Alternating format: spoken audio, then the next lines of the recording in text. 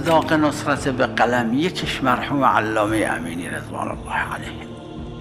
این را من اینجا عرض میکنم و شاهد این قضیه خودم بودم. 2 نفر دیگم با من بودن، یکیشون فوت شده، یکیشون هم الان هست هنوز.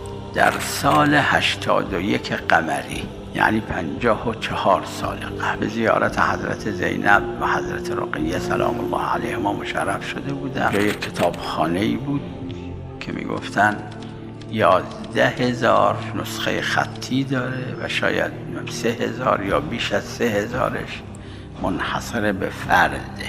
و اون روز مرحوم علامه امینی آمده بودن اونجا دمشق، یه اتاقی اجاره کرده بودن قریب حضرت رقیه سلام الله علیها که نزدیک به اون کتابخونه بود. خود من در اون کتابخونه رفتم، ایشون نقل شد که 4 ماه چقدر اونجا موندم.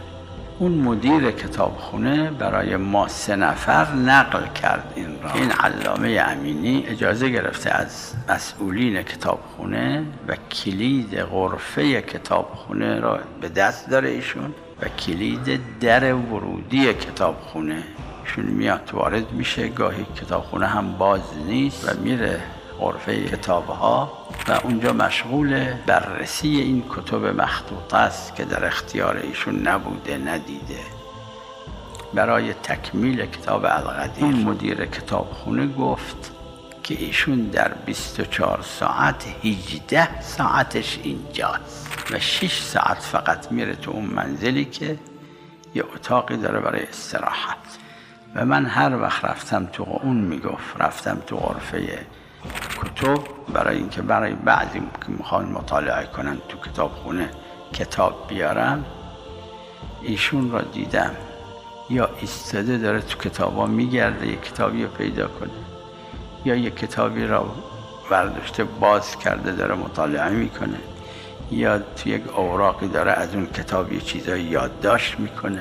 هر وقت رفتم در این 18 ساعت متواصل مشغول این کار بودیشون. فقط برای تجدید وضوء از اون غرفه بیرون میمد و برای نماز. حتی نهار و شام هم نمیخورد. این چیزای خشکباری مثل که باهش تو جیبش داشت گاهی اینا رو تو دهنش میگذاشت که بتونه ادامه بده. مدیر کتابخونه گفت من نمیدونم این کی استراحت میکنه. 6 ساعت فقط در 24 ساعت 6 ساعت غایبه. این نصرت به قلمه.